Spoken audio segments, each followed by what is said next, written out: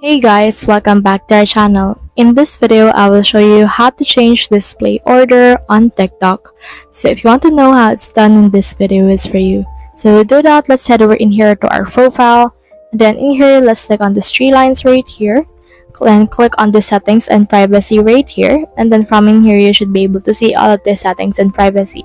So what you can do is you can head over in here to your content preferences. And then in here, you can click on this refresh your For You feed.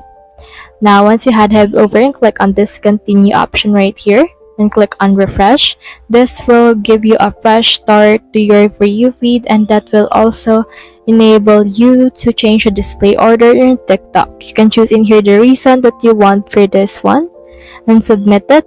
And then once you have submitted, click on continue and refresh your feed, and then you have now refreshed your feed. So that's the whole process. If you have found this video helpful, simply leave a like below or subscribe because it helps me reach more people. See you soon.